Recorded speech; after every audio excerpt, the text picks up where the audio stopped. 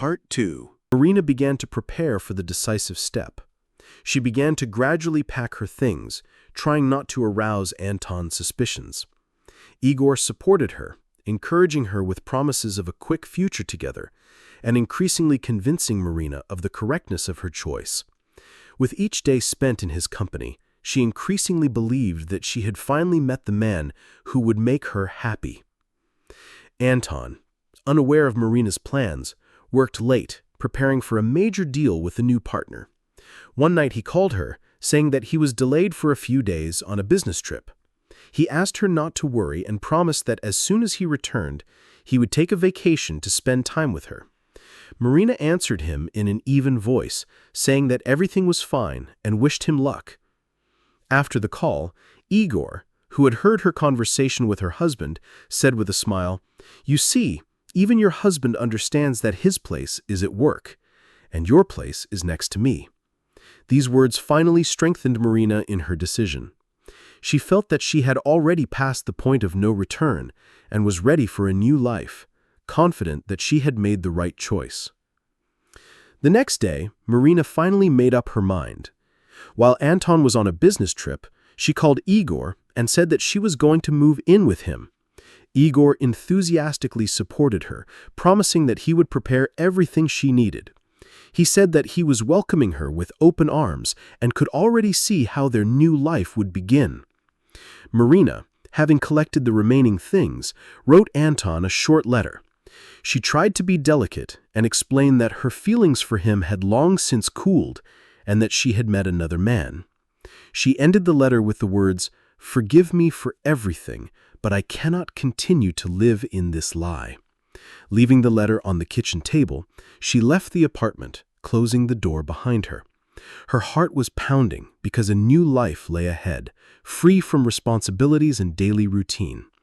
Igor greeted her with a smile and hugged her tightly, reassuring her and promising that together they would build the life she had dreamed of for so long.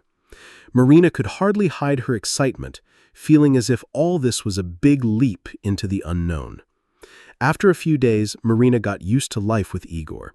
He surrounded her with attention and generously fulfilled her wishes, but his house and lifestyle were a little disappointing. Although Igor always wore expensive suits and talked about his business projects, Marina began to notice that the environment and people around him did not quite match his words. One day, during a joint dinner, Marina casually inquired about Igor's business. He answered evasively, noting that the projects took time and soon they would be able to afford much more. Marina nodded thoughtfully, but her anxiety grew. Meanwhile, Anton, having returned from a business trip, found a letter in the kitchen. He stood there for a long time, holding the piece of paper in his hands, trying to understand what it meant. His heart sank with pain and betrayal.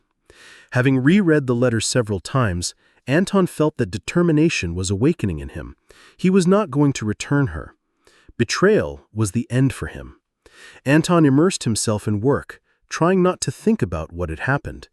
Colleagues noticed that he had become more withdrawn, avoided personal conversations, and stayed late at the office. Work helped, but melancholy and disappointment did not go away. One day, at a meeting with a new partner, Anton unexpectedly learned something that surprised him. The partner, cheerfully patting Anton on the shoulder, let it slip. "You know that my driver knows how to keep everything under control. A real find." Anton looked at him, confused, and only nodded, trying not to show his surprise. On the way home, he was tormented by thoughts about what his partner meant by the driver. He began to recall Marina's words about the new businessman, and a suspicion arose in his head. Suspicions did not give Anton any peace. One day after the end of business meetings, Anton approached his partner with whom he had recently communicated, and unobtrusively asked about the driver who was so good. The partner was surprised. "Don't you know? This is Igor, my driver. How many years has he worked for me, reliable like a Swiss arm?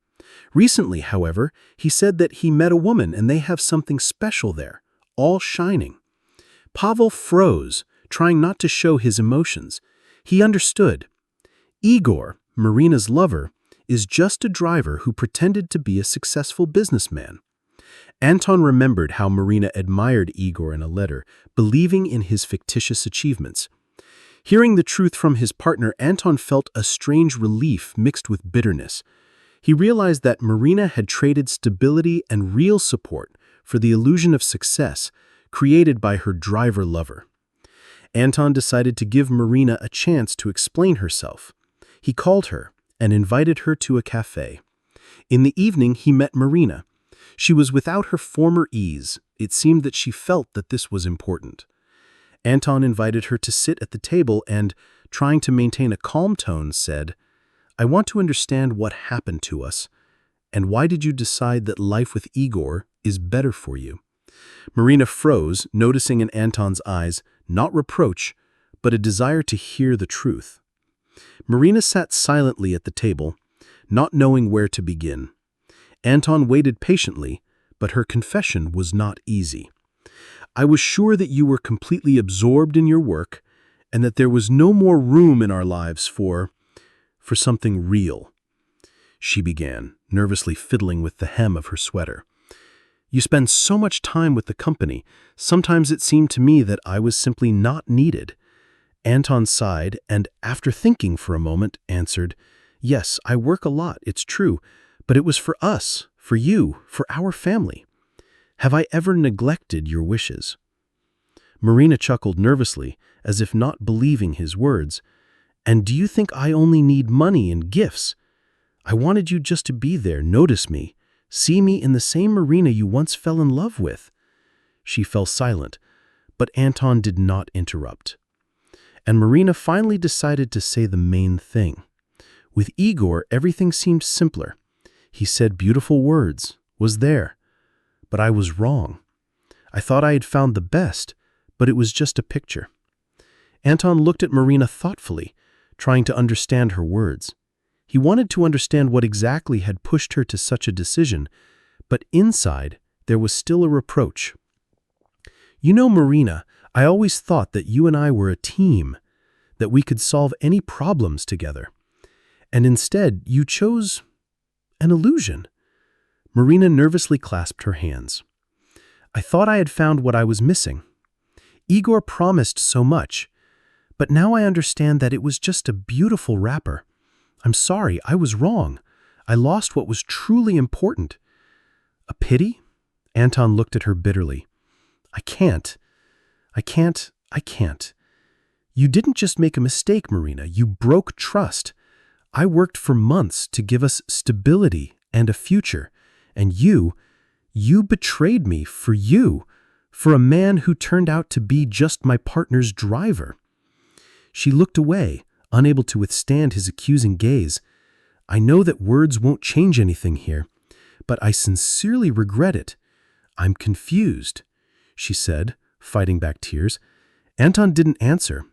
He needed time to process what he had heard, and only now did he realize how far their situation had reached an impasse.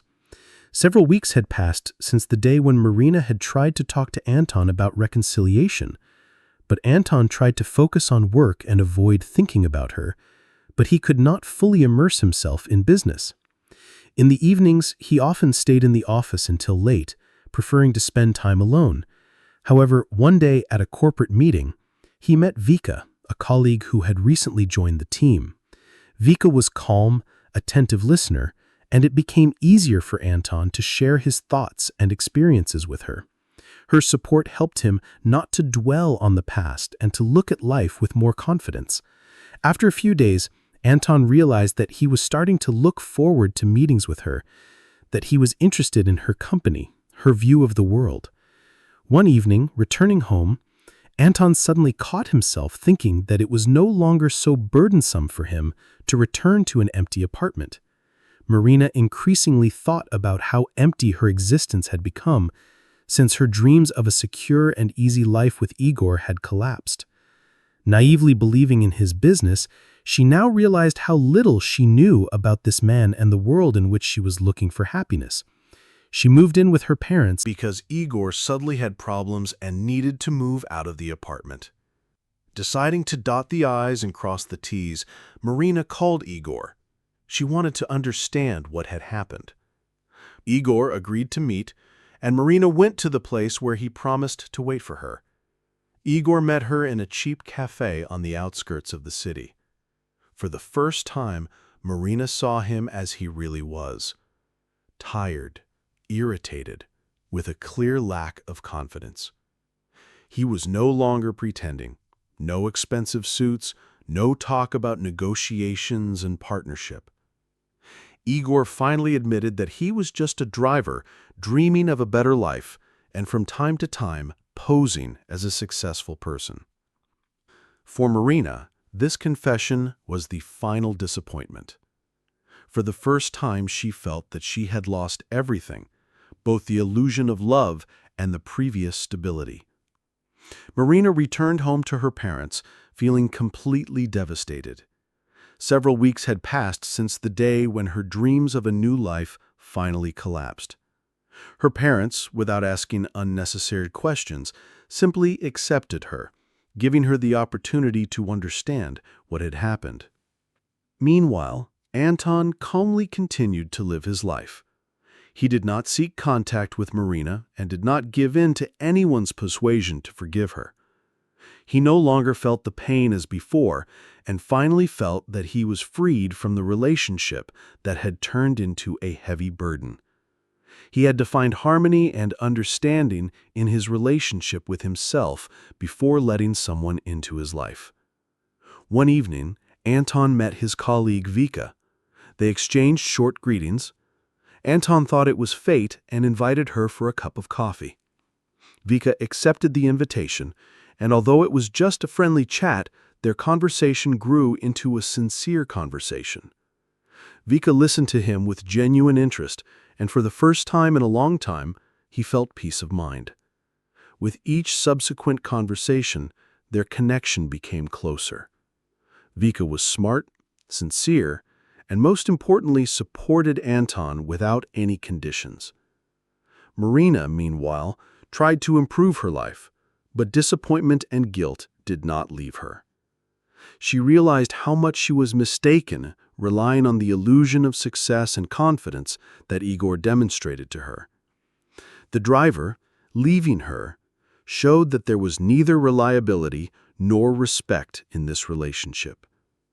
A year passed.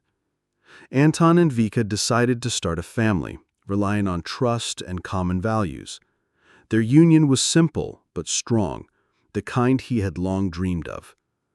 Marina occasionally recalled the past, but each time she was convinced that her mistakes had become an important lesson for her. Here's a story that I can add in conclusion. Sometimes you come home, and your life has already gone without you. Treason does not always whisper. Sometimes it's silence. But it lives in every stranger's glance, every lie, every distant embrace. And one day you understand that the woman next to you has not been the same for a long time. Take care of those who are near while they are still near. See you soon.